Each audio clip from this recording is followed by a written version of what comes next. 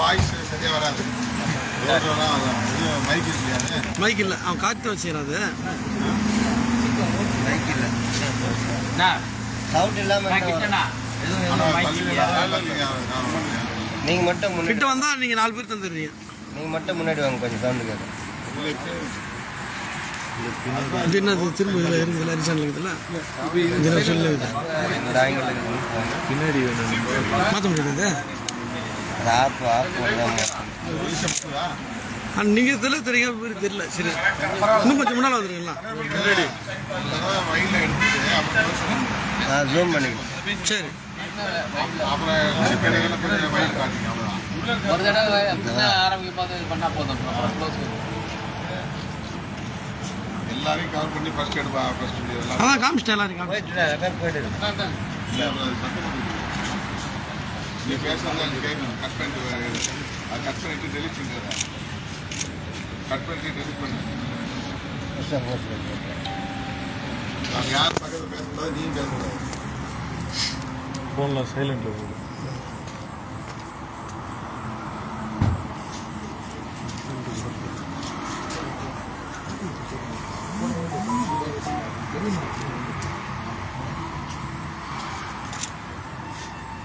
அது வரல.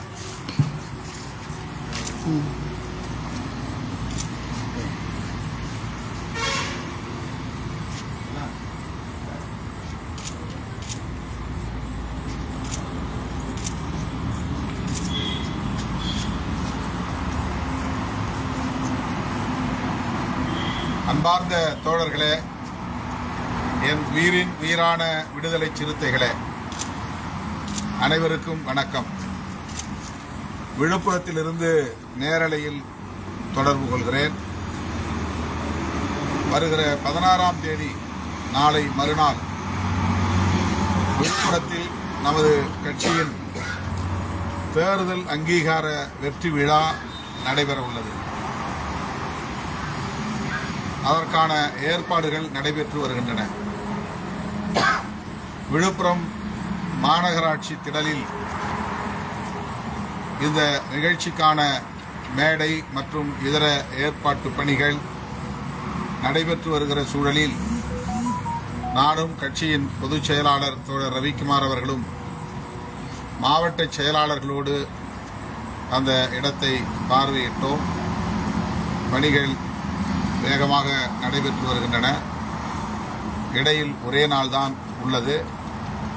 நாளை மறுநாள் நாம் அங்கே கூட இருக்கிறோம்.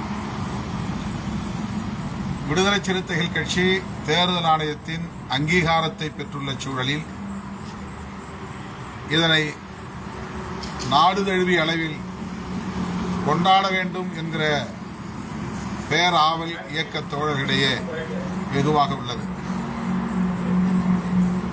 தலைமையின் சார்பில் இதற்கான விழாவை ஒருங்கிணைத்திருக்க வேண்டும் என்கிற எதிர்பார்ப்பும் உள்ளது. ஆனால் அத்தகைய ஒரு ஏற்பாட்டை செய்யாமல் இதனை கடந்து சென்ற சூழலில் விழுப்புரம் நாடாளுமன்ற தொகுதியிலும் சிதம்பரம் நாடாளுமன்ற தொகுதியிலுமாக 2 இடங்களிலாவது நாம் இந்த விழாவை கொண்டாடி வாக்களித்த பொதுமக்களுக்கு நன்றி சொல்ல வேண்டும். நமது இயக்க தோழர்களுக்கும் நாம் பாராட்டுதல்களை தெரிவிக்க வேண்டும் என்கிற அடிப்படையில் தோழர் ரவிக்குமார் அவர்கள் இந்த ஆலோசனையை முன்மொழிந்தார். அதன் அடிப்படையில் தான் இப்போது விழுப்புரத்தில் இந்த நிகழ்ச்சி ஒருங்கிணைக்கப்படுகிறது. விரைவில் சிதம்பரத்திலும் இதே போன்ற அங்கீகார வெற்றி விழா நடைபெறும் என்பதையும் மகிழ்ச்சியோடு தெரிவித்துக் கொள்கிறேன். இதனிடையில் மார்ச் 29ஆம் தேதி திருவண்ணாமலையில் மகளிர் விடுதலை இயக்கம் தேர்தல் அங்கீகார வெற்றி விழாவை நடத்துகிறது. பானை சின்னம் நமக்கென ஒதுக்கப்பட்டுள்ள சூழலில் மகளிர் இதை வெகுவாக கொண்டாட வேண்டும் என்கிற உந்துதலுக்கு ஆளாகி சூழல் மிக அதிகமான வாக்குகளை பெற்ற ஒரு கட்சியாக விடுதலை சிறுத்தைகள் கட்சி அன்றைக்கு அடையாளம் பெற்றது. அந்த வாய்ப்பை நமக்கு வழங்கியவர்கள் சிதம்பரம் நாடாளுமன்ற தொகுதியைச் சார்ந்த வாக்காளர் பொதுமக்கள். சைக்கிள் சின்னத்தில் 2.25 லட்சம் வாக்குகளை அன்றைக்கு நமக்கு வாரி வழங்கினார்கள். பெரம்பலூர் தொகுதியிலும் 85,000 வாக்குகளை மக்கள் நமக்கு அளித்தார்கள்.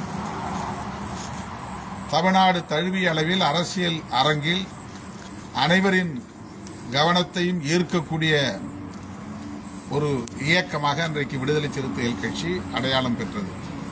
அதனைத் தொடர்ந்து நாம் அடுத்தடுத்து பொதுத் தேர்தல்களை சந்தித்து வந்திருக்கிறோம். 2001 திராவிட முன்னேற்றக் கழக கூட்டணியில் இடம்பெற்றோம். தமிழ்நாட்டில் 8 தொகுதிகளும், பாண்டிச்சேரியில் 2 தொகுதிகளும் பெற்றோம். அப்போது திமுக சின்னமான உதயசூரியன் சின்னத்தில் தான் 10 தொகுதிகளிலும் நாம் போட்டியிட்டோம். மங்களூர் தொகுதியில் மட்டும்தான் நம்மால் வெற்றி பெற முடிந்தது. இதர தொகுதிகள் அனைத்திலும் நாம் வெற்றி வாய்ப்பை இழந்தோம். பிறகு 2006 அனைத்து இந்திய அண்ணா திராவிட முன்னேற்றக் கழகத்தோடு கூட்டணி வைக்கக்கூடிய சூழல் உருவானது. அந்த தேர்தலில் நாம் தனி சின்னத்தில் தான் இனி போட்டியிடுவோம் என்கிற முடிவை உறுதியாக எடுத்தோம். அப்போது தமிழ்நாட்டில் 9 இடங்களிலும், புதுச்சேரியில் 1 இடத்திலும், மொத்தம் 10 இடங்களில் 2006 அதிமுக கூட்டணியில் போட்டியிட்டோம். ஆனால் அதிமுக சின்னத்தில் நாம் போட்டியிடவில்லை. 99 சைக்கிள், 2001 உதயசூரியன் என தோழமை கட்சிகளின் சின்னங்களில் நாம் போட்டியிட்டோம் என்பது 2 தேர்தலில் நாம் சந்தித்த வரலாறாகும். 2006 இருந்து நாம் தனி சின்னத்திலே போட்டியிட வேண்டும் என்கிற முடிவை எடுத்து அதிலே உறுதியாக இருந்தோம். தனித்து போட்டியிட்டு, தனி சின்னத்திலே போட்டியிட்டு நாம் தேர்தல் ஆணையத்தின் அங்கீகாரத்தை பெற வேண்டும் என்கிற நோக்கத்தின் அடிப்படையில் தான் அந்த முடிவை எடுத்தோம். இரட்டை இலை சின்னத்திலே போட்டியிட வேண்டும் என்கிற ஆலோசனைகள் வந்த சூழலிலும் கூட அதை நாம் மறுதளித்தோம். அப்போது மணி சின்னத்திலே போட்டியிட்டு கடலூர் மாவட்டத்தில் காட்டுமன்னார் கோயிலிலும், அதே மங்களூர் என்கிற திட்டக்குடி தொகுதியிலும் 2 தொகுதியிலும் நாம் தனி சின்னத்திலே 2 இடங்களில் வெற்றி பெற்றோம். குறைந்தது 7 இடங்களில் சட்டமன்ற தொகுதிகளில் வெற்றி பெற்றால்தான் தேர்தல் ஆணையத்தின் அங்கீகாரத்தை பெற முடியும். அல்லது 2 நாடாளுமன்ற தொகுதிகளில் வெற்றி பெற்றால்தான் தேர்தல் ஆணையத்தின் அங்கீகாரத்தை பெற முடியும். அல்லது அன்றைய வரையறையின்படி 6% வாக்குகளை பெற்றால் தேர்தல் ஆணையத்தின் அங்கீகாரத்தை பெற முடியும் என்கிற நிலை இருந்தது. ஆகவே அப்போது நாம் 6% வாக்குகளையும் பெற முடியவில்லை. 7 சட்டமன்ற தொகுதிகளில் வெற்றி பெறவும் இயலவில்லை. 2 நாடாளுமன்ற தொகுதிகளிலும் வெற்றி பெற முடியவில்லை. அதன் பிறகு 2006 சட்டமன்ற தேர்தலுக்கு முன்பு 2004 நாம் தனி அணியை கட்டி ஜார்ஜ் பெர்னாண்டஸ் அவர்களின் தலைமையிலான ஐக்கிய ஜனதா தளத்தோடு கூட்டணி அமைத்து அவர்களின் சின்னம் அம்பு சின்னத்திலே நாம் போட்டியிட்டோம் நாடாளுமன்ற தேர்தலில். ஆக 3 பொது தேர்தல்களில் பிற கட்சிகளின் சின்னங்களில் தான் போட்டியிட்டோம். 2006க்கு பிறகு 2009 நாடாளுமன்ற தேர்தலில் உச்சநீதிமன்ற வரையில் சென்று நாம் வழக்கு தொடுத்து நட்சத்திரம் சின்னத்தை பெற்று அப்போது விழுப்புரம் மற்றும் சிதம்பரம் ஆகிய 2 தொகுதிகளிலும் போட்டியிட்டோம். ஆனால் சிதம்பரத்தில் மட்டும்தான் வெற்றி பெற முடிந்தது. அப்போது விழுப்புரத்திலும் வெற்றி பெற்றிருந்தால் 2009 நமக்கு அங்கீகாரம் கிடைத்திருக்கும். அதன் பிறகு 2011 திமுக கூட்டணியில் மெழுகுவர்த்தி சின்னத்திலே 10 இடங்களில் போட்டியிட்டோம். பாண்டிச்சேரியிலே 1 இடத்தில் போட்டியிட்டோம். இரட்டை மெழுகுவர்த்தி சின்னம். 1 இடத்தில் கூட நம்மால் அப்போது வெற்றி பெற முடியவில்லை. 2016 மக்கள் நல கூட்டணியை அமைத்தோம். அதில் 25 இடங்களில் போட்டியிட்டோம். மோதிரம் சின்னத்திலே போட்டியிட்டோம். அப்போதும் நம்மால் 1 இடத்திலும் வெற்றி பெற இயலவில்லை. 2011க்கும் 2016க்கும் இடையிலே 2014 நாடாளுமன்ற பொதுத் தேர்தல். அந்த நாடாளுமன்ற பொதுத் தேர்தலில் மோதிரம் சின்னத்திலே போட்டியிட்டோம்.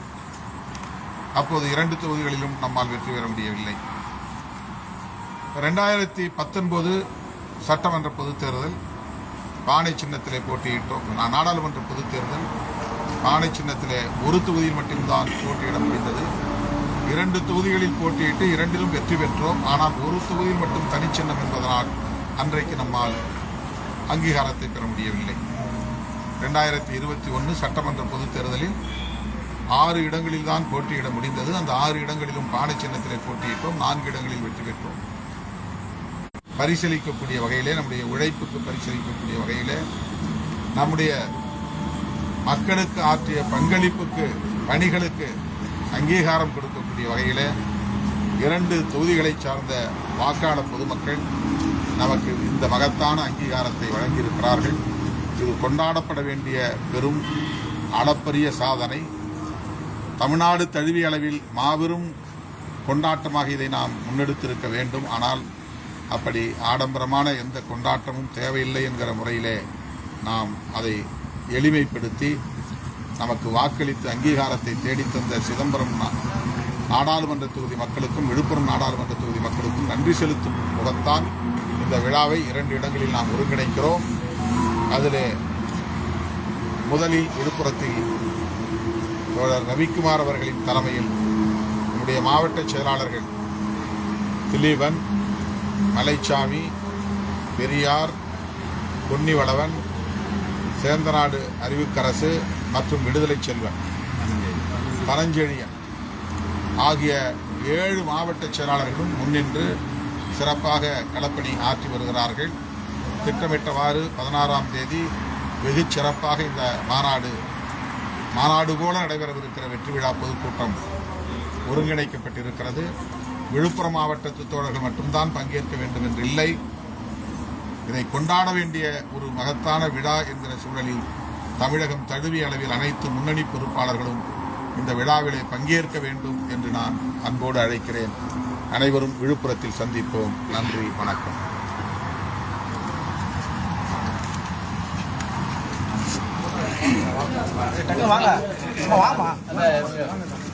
குழந்தைகள்